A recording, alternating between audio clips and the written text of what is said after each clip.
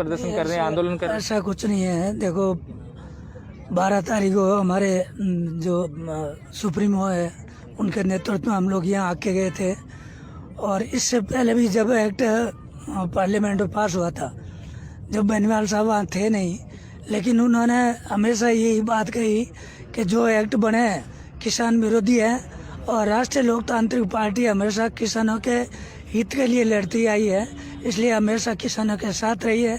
और अभी भी जो ये काले कानून है इनके विरुद्ध में है, किसानों के समर्थन में हम लोग यहाँ बैठे हैं। तो एक ही मांग, समझौता नहीं है, संशोधन पे समझौता नहीं।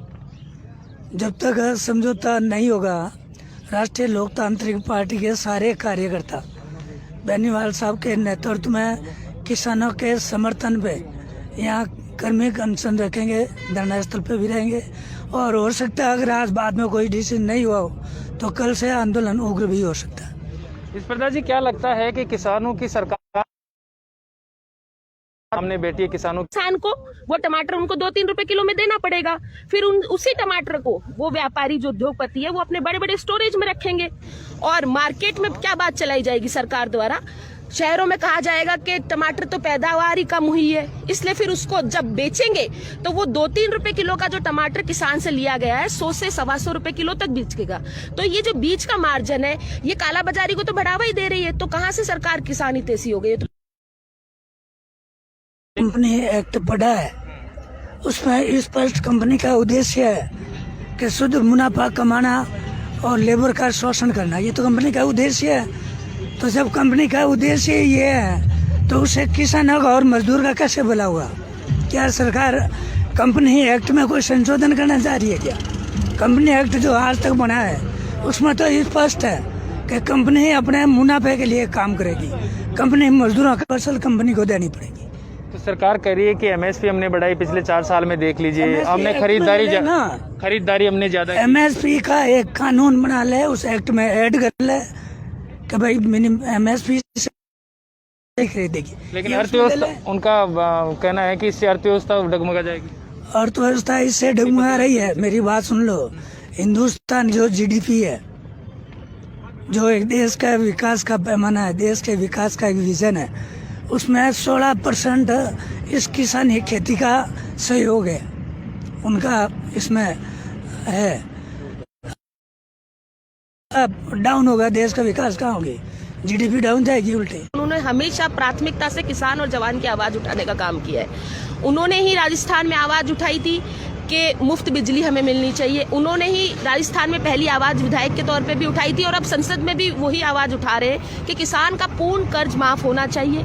साथ साथ टोल भी हम राजस्थान के माफ कराने की मुहिम को छेड़ रखे हैं। तो भविष्य, तो जो वास्तविकता वर्तमान में दिख रही है उस पर आधारित आंदोलन किया था। जोधपुर के अंदर 10,000 किसान इकट्ठे हुए थे, उन्होंने 20 दिन तक एजिटेशन किया। संयोग से एक किसान की वहाँ एजिटेशन स्थल पर हार्ट अटैक से मृत्यु हो गई थी। सरकार ने उस किसान को पर्सनली ले जाके हॉस्पिटल में चेकअप के नाम पे वहाँ ले जाके उसको कोविड पॉजिटिव घोषित करके पूरे किसानों का एजिटेशन मुद्दे में लगाकर उस एजिटेशन को फैल करने की कोशिश की। एजिटेशन हुई थी, वहाँ भी हुई और करेंगे।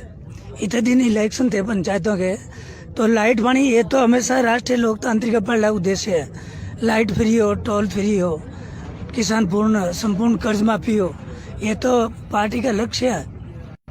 साहब भी हमारे साथ है, हम आपसे समझना चाहेंगे कि 40 से ज़्यादा लोगों ने शहादत दे दी है इस किसान आंदोलन में, 30 दिन से ज़्यादा हो गया उसको चलते हुए, अभी तक भी सरकार सुन नहीं रही है। आज क्या आपको लगता है कि इसमें कोई हल निकलेगा? देखिए, सबसे पहले तो मैं आपके सवाल का जवाब दूं उससे पहले, आपका चैनल है हमारा समाचार जी। मैं ये उम्मीद करता हूं कि इस चैनल को सरकारें हमारा समाचार नहीं कहेगी, जनता हमारा समाचार कहेगी।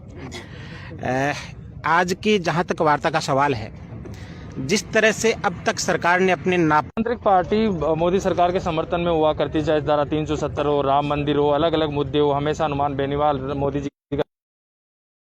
अब अचानक क्या हो गया कि आप लोगों को समझ में नहीं आया, या किस तरीके से आप किसानों के समर्थन में गए, किस तरीके से आप उनके विरुद्ध हो गए और यहाँ पर आंदोलन शुरू किया? देखिए, राष्ट्रीय लोकतांत्रिक पार्टी पढ़े लिखे नौजवानों की पार्टी है, प्रबुद्ध किसानों की पार्टी है, और हम मुद्दा आधारित राजनीति करते हैं। मोदी जी के जो चाहे 370 का मुद्दा हो, चाहे राम मंदिर का मुद्दा हो, देश हित के मुद्दे थे। इसलिए हमारे सुप्रीमो हनुमान जी बेनीवाल उनके साथ कंधे से कंधा और कदम से कदम मिलाकर के खड़े थे। लेकिन इसका मतलब ये थैलेमाइड पॉइजन की तरह काम करेंगे। इंस्टेंट आपको लगेगा कि फायदे का सौदा है, लेकिन लॉन्ग टर्म के लिए ये तीनों के तीनों कृषि कानून किसानों के लिए सुसाइडल अटेम्प्ट है। ये मान ले आप, डेथ वारंट। तो आप नहीं चाहते कि किसान भी तरक्की करे, किसान भी अगले लेवल पर जाए और किसान की आय भी दुगुनी हो? तो आपके पास कोई सुझाव है तो वो दीजिए। फिर सरकार कह रही है ना हमारे साथ बैठिए, सुझाव दीजिए, संशोधन करेंगे। यदि आपको कोई समस्या ले है तो तथ्य और तर्कों पे बात कीजिए। नहीं, सुझाव पूरे हैं सरकार के पास। हम ये कह रहे हैं न सुझावों की जरूरत है, न नए कानूनों की जरूरत है। इस देश में एक बहुत इंटेलेक्चुअल रिपोर्ट तैयार हुई थी डॉक्टर स्वामीनाथन साहब की। उस रिपोर्ट को आप एज इट लागू कर दीजिएगा। आपको कुछ भी नए सिरे से होमवर्क करने की जरूरत ही नहीं है। वो लागू तो किए, उसमें क्या है? कहाँ किए लागू? जो एमएसपी की जो बात थी उसमें उन्होंने लागू किया। आप कह रहे हैं कि C2, आप कह रहे हैं कि जमीन की जो कॉस्ट जोड़कर उस तरीके से लागू की जाए, लेकिन उन्होंने लागू तो की है आंशिक रूप से। कहाँ की है? हम ये कह रहे हैं, मैं कह रहा हूं कि इस आंदोलन का 90% सॉल्यूशन हो जाएगा। आप तो सरकार से ये कह दो कि वो एमएसपी की गारंटी दे दे, 90% सॉल्यूशन हो जाएगा। बातें कर रहे हैं स्वामीनाथन आयोग की रिपोर्ट के 50% अंश को भी आप लागू कर देते हो तो किसान इतना खुशहाल। आप जुमले फेंक रहे हैं कि 2022 तक किसानों की आय दुगुनी कर देंगे। उसके लिए कोई पॉलिसी तो आप बनाइए, कानून तो आप बनाइए। आप तो उल्टा इन तीनों कानूनों को आप देख लीजिएगा। इन तीनों कानूनों से जो धाराएं निकल रही हैं वो जाकर के कॉर्पोरेट सेक्टर तक सीमित हो रही हैं। आप प्राइवेट मंडियां बना रहे हो, कौन बनाएगा? किसान बनाएगा। आप कॉन्ट्रैक्ट फार्मिंग करवा रहे हो, कौन करेगा? किसान करेगा। आप एसेंशियल कमोडिटीज का अनलिमिटेड स्टॉक की परमिशन दे रहे हो, कौन करेगा? किसान करेगा। तीनों के तीनों काम कॉर्पोरेट सेक्टर पर जाकर के खत्म होते हैं। इसलिए मैं तो इस कानून को कॉर्पोरेट के द्वारा और कॉर्पोरेट के लिए बनाया गया कानून कहता हूं। स्क्रिप्ट अडानी जी और अंबानी जी के ऑफिस में बैठ करके तैयार हुई है, उनकी टीम ने तैयार की है। ऊपर सिर्फ कृषि बिल 2020 का लोगो लगा करके किसानों के सामने रख दिया गया। कॉन्ट्रैक्ट फार्मिंग में ये कहा जा रहा है कि किसानों को जिस तरीके से बरगलाया जा रहा है कि उनको उनकी जमीन हथिया ली जाएगी या और कोई समस्या होगी, आप क्यों लगता है कि कॉन्ट्रैक्ट फार्मिंग नुकसानदायक है किसानों के लिए? बिल्कुल पूरी तरह मेरी बात पे विश्वास करने की जरूरत नहीं है। एक कंपनी है लेज, उसने पंजाब और गुजरात में किसानों से आलू की कॉन्ट्रैक्ट फार्मिंग की थी। उन किसानों से जाकर के पूछ लीजिएगा, गुजरात में तो किसानों के ऊपर इतने मुकदमे हो गए थे, करोड़ों रुपए का जुर्माना उस कंपनी ने लगा दिया था, क्योंकि जिस पैसे पर खरीदने की बात की गई बाद में बैकफुट पे आ गई कि साइज अच्छा नहीं है, इन पे तो काले दाग हैं, ये तो कटे हुए हैं। और उसके बाद बहुत से किसान वहाँ ये भी कह रहे हैं कि अच्छा है कानून हमारे लिए। आपने इसको पढ़ा है क्या? जो कॉन्ट्रैक्ट फार्मिंग है उसमें दो पक्ष हैं। आप सिर्फ मीडिया वाले लोग एक पक्ष रख रहे हो। एक पक्ष तो उसका ये है कि पहले रेट डिसाइड हो जाएगी कि फसल पैदा होने के बाद इस भाव में खरीदी जाएगी, ये इसका एक पक्ष है। उसमें दूसरा पक्ष है कि ये तभी हो पाएगा जब उसकी क्वालिटी उसके अकॉर्डिंग होगी। इस क्वालिटी शब्द को हटा दो, हम तैयार हैं। नहीं, ऐसा कोई उसमें प्रावधान नहीं है। उसमें जो तीसरा या चौथा पैरा है, ये जो 7वें पॉइंट पे है, मैंने पूरे रिपोर्ट पढ़ी है, तीसरे पॉइंट पे ये है कि ऐसा कुछ नहीं है, जो भी फसल आएगी वो ली जाएगी, ऐसा कोई पैराग्राफ है नहीं। और उसके लिए भी सरकार ने कहा है कि संशोधन करेंगे। संशोधन करती है तो कहीं कोई दिक्कत नहीं है, लेकिन इस अकेले संशोधन से कुछ होना नहीं है। क्वालिटी शब्द को अगर वो हटा देते हैं, जिस पैसे पर खरीदने की बात हुई है, अगर वो तैयार रहते हैं तो कहीं कोई दिक्कत नहीं है, लेकिन तैयार होंगे नहीं ना। ये केस तो आपके सामने आ गए। कल या परसों की आज तक की रिपोर्ट है मेरे पास, आपको मैं स्क्रीनशॉट उसका दिखा सकता हूँ। जो कॉन्ट्रैक्ट फार्मिंग वाले थे, किसानों से बात कर ली, चेक दे दिया और उसके बाद में गायब हो गए, चेक बाउंस हो गया। मध्य प्रदेश की जी क्या कहोगे आप इसको? हमारे साथ लगातार हम आपको दिखा रहे हैं जिससे राष्ट्रीय लोकतांत्रिक पार्टी किसानों के हित में लगातार खड़ी है और बता रही है। राजपाल जी, आपसे भी कुछ जानना चाहूंगा, आप इधर थोड़ा सा आ जाइए। राजपाल जी, क्यों लगता है ये 3 जो कानून है वो किसानों के खिलाफ है? लगातार आप धरना देकर बैठे हैं, 26 तारीख से यहाँ पर बैठे हैं, कार्मिक अनशन चल रहा है। क्या लगता है कब तक चलेगा, या आज सरकार से कुछ समझाइश हो कि इसका कुछ निर्णय निकल सकता है? देखिए, इसको अब ज्यादा लंबा नहीं चलाएंगे। आज मोदी सरकार जो भी अगर किसानों के पक्ष में कोई डिसीजन देती है तो वेल एंड गुड है। अदरवाइज आज के बाद में कोई डिसीजन लेंगे और दिल्ली कूच करेंगे, दिल्ली जाएंगे कल या परसों में। नेताजी अभी थोड़ी देर में यहीं पास में ये आ रहे हैं, उसके बाद में आगे की रणनीति कल रात को कुछ तय होगी। कुछ अभी थोड़ी देर में आज अगर डिसीजन हमारे पक्ष में आता है ठीक है, नहीं अदरवाइज हम आगे की रणनीति तय करके कल या परसों की डेट में राष्ट्रीय लोकतांत्रिक पार्टी के लाखों नौजवान किसान युवा साथी और भी प्रदेश में हमारे साथ में आए हुए हैं, सारे मिलकर दिल्ली कूच करेंगे, यहाँ बैठे नहीं रहेंगे हम। तो आप एक प्रवक्ता, हमें ये भी बताइए कि बहुत से लोग ये कह रहे हैं, विपक्षी पार्टियां, कि राष्ट्रीय लोकतांत्रिक पार्टी अब सियासत करने वहाँ पर पहुँच गई है। जब उनकी ज़रूरत थी 1 महीने से तब तो गए नहीं और अब सियासत करने पहुँच गए। जब देखिए, मैं उन पार्टियों को पहले तो ये बताना चाहता हूँ भी हम आए तो सही, आप तो यहाँ पे अभी तक पहुँचे नहीं हो। दूसरी बात, हम सियासत करने यहाँ नहीं पहुँचे हैं। हम 12 तारीख को आए थे, राजस्थान के पूरे नौजवान प्रदेश के जो पूरे किसान थे, यहाँ पे चुनाव चल रहे थे, वहाँ पे भी बिजी थे। उसके बाद सबसे पहले हमने प्रेस कॉन्फ्रेंस करके इस चुनाव का विरोध किया, इसका कानून का विरोध कर दिया था। प्रेस कॉन्फ्रेंस के माध्यम से 12 तारीख को आए थे, हमने सरकार को चेताया था। तो उसके बाद में राष्ट्रीय नेतृत्व एनडीए घटक दल के हम सदस्य रहे हैं, तो उनकी भी बात मानी, चलो ठीक है भाईचारा निभाया हमने। उनको बोला भी आप उसके सदस्य हो तो आप एक बार जाइए, 7 दिनों में हम किसानों की बातें सुन रहे हैं। तो हम वापस चले गए।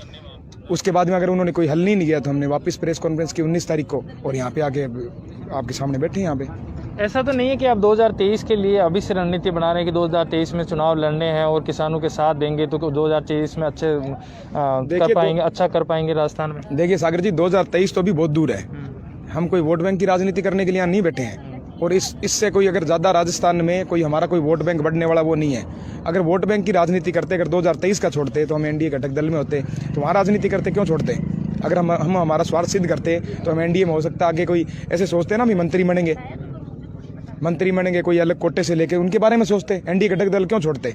3 जो हम कमेटियों के मेंबर थे उनसे हमने त्याग पत्र दे दिया नेताजी ने। तो अगर वोट बैंक की राजनीति करते तो यहाँ सड़कों पे नहीं बैठे रहते। क्या लगता है आने वाले समय में, क्योंकि राजस्थान में जिस तरीके से भाजपा और कांग्रेस दोनों को ही आप गलत ठहराते हुए नजर आ रहे हैं, उनकी हर नीतियों पे सवाल उठाते हैं, क्या लगता है आने वाले समय में आरएलपी एक बड़ी पार्टी उभर कर सामने आएगी? बिल्कुल निश्चित तौर पे राजस्थान में आने वाला 2023 का जो टाइम है वो नौजवान किसानों का टाइम है और हमारे युवा साथियों का टाइम है।